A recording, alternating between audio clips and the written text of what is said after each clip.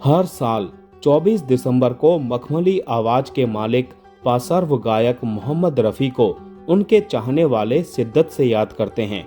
उनके रोमांटिक गाने या कव्वालियों को लोग जितनी आस्था से सुनते हैं, देशभक्ति के तराने और उनके गाए भजन भी उसी भाव के साथ याद किए जाते हैं। दोस्तों, वीडियो में आगे बढ़ने से पहले प्लीज मेरे चैनल को सब्सक्राइब करके बेल आइकन को जरूर प्रेस कर दीजिएगा। तो चलिए दोस्तों, वीडियो को शुरू करते हैं।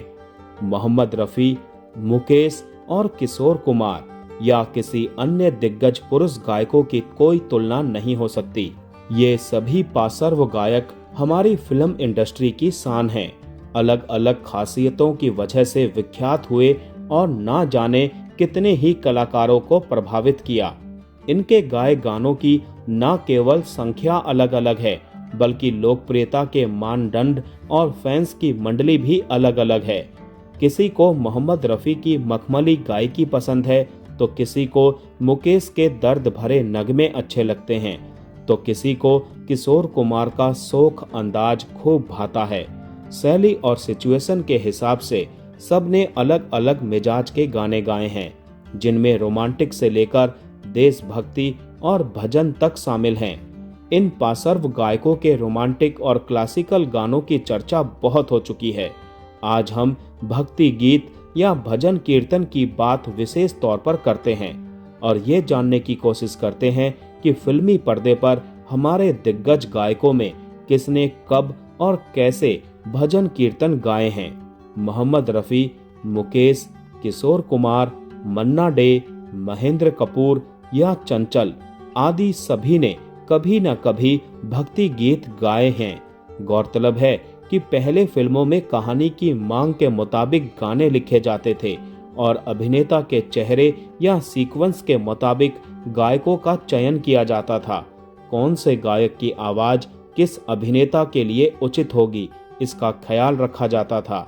हालांकि अब ये समीकरण पूरी तरह से बदल गए हैं। सबसे पहले मोहम्मद रफ़ी के गाए भक्ति गीतों को देखते हैं।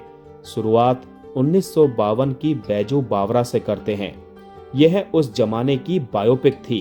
बैजू बावरा 1542 से लेकर 1613 तक ग्वालियर दरबार में शास्त्रीय गायक थे।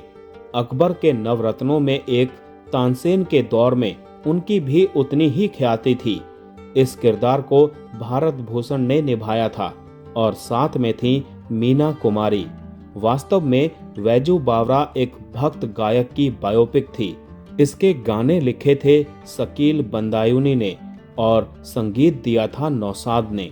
इस फिल्म में राग आधारित कई भक्ति गीत थे, जिनमें मोहम्मद रफ़ी ने ये दो गीत गाए थे, मन तड़पत हरि दर्शन को आज और ओ दुनिया के रखवाले सुन दर्द भरे मेरे नाले। ये दोनों गाने केवल भजन नहीं, बल्कि शास्त्रीय संगीत में भी उतनी ही अहमियत रखते हैं। मोहम्मद रफ़ी के गाए इससे पहले भी कई भक्ति गीत मिलते हैं। 5वें दशक की कई धार्मिक फिल्मों में उन्होंने भक्ति गीत गाए थे। इनमें 1948 की राम भक्त हनुमान आदि शामिल है, लेकिन बाद के दौर में उनके गाए कई लोकप्रिय भक्ति गीत हैं। मसलन जय रघुनंदन, जय सिया राम, सुख के सब साथी, दुख में ना कोई, गंगा तेरा पानी अमृत, राम जी की निकली सवारी, ओ शेरों वाली सबसे बड़ा तेरा नाम रे, या फिर तूने मुझे बुलाया शेरा वालिए। मोहम्मद रफ़ी के ये सारे भक्ति गाने अत्यंत लोकप्रिय हैं और अनेक धार्मिक अवसरों पर खूब बजाए जाते हैं। उनके गाए भक्ति गानों की सूची इससे भी लंबी है। भजन कीर्तन के अलावा मोहम्मद रफ़ी ने देशभक्ति के भी उतने ही गाने गाए हैं और वो सारे गाने खूब लोकप्रिय हैं, जोश और जज्बात जगाने वाले हैं। हर 15 अगस्त या 26 जनवरी को देश के सभी सार्वजनिक प्रतिष्ठानों पर उनके गीत अक्सर खूब बजाए जाते हैं। मसलन कर चले हम फिदा, या फिर ए वतन हमको तेरी कसम, और अपनी आज़ादी को हम हरगिज मिटा सकते नहीं, या फिर हम लाए हैं तूफान से किश्ती निकाल के, और यह देश है वीर जवानों का, और जहां डाल डाल पर सोने की चिड़िया करती है बसेरा।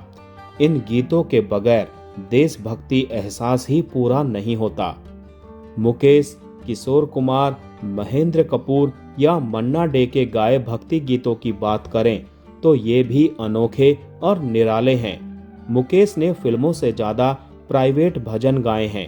रामचरितमानस और हनुमान चालीसा को गाकर उन्होंने भक्ति गीतों की विरासत को समृद्ध किया है। 70 और 80 के दशक में ये भजन या तो हरि ओम शरण की आवाज में सुनने को मिलते थे या फिर मुकेश की आवाज में। मुकेश का यह काम व्यावसायिक नहीं बल्कि उनकी संगीत साधना का हिस्सा था। अपनी मधुर आवाज ये भक्ति गीत गाकर मुकेश ने भजन कीर्तन सुनने वालों को एक सौगात दी। अनेक धार्मिक अनुष्ठानों पर उनके गाए ये भक्ति गीत पूरी आस्था के साथ बजाए जाते हैं। विदेश में उनके तमाम चाहने वाले हैं। वहाँ के संगीत प्रेमी उनके ये प्राइवेट भक्ति गीत एक धरोहर की भांति अपने पास रखते हैं।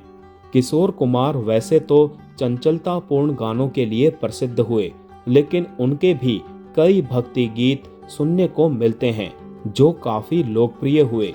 भगवान श्री कृष्ण को समर्पित किशोर कुमार का एक प्रसिद्ध भक्ति गीत है आओ कन्हाई मेरे धाम। यह गाना भले ही बहुत लोकप्रिय ना हो, लेकिन जय जय शिव शंकर अत्यंत लोकप्रिय है। अक्सर शिवरात्रि महापर्व पर यह सुनाई देता है। इसके अलावा याराना फिल्म में भी किशोर कुमार ने भोले ओ भोले गाया था।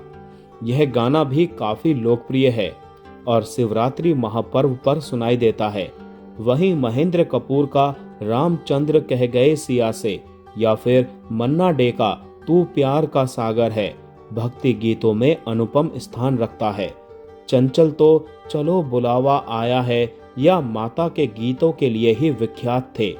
फिल्मों के रिकॉर्ड और आम जनता में लोकप्रियता के हिसाब से देखें तो मोहम्मद रफ़ी के गाए भक्ति गीत अन्य पार्श्व गायकों के मुकाबले ज्यादा हैं, लेकिन प्राइवेट भजन में मुकेश अव्वल हैं। इनमें किसकी कितनी वास्तविक संख्या है, गीत संगीत के रिसर्च स्कॉलर्स बताएं। तो दोस्तों, आज का वीडियो यहीं समाप्त करते हैं। मिलते हैं नेक्स्ट वीडियो में। तब तक के लिए आप सभी को tata bye bye, take care.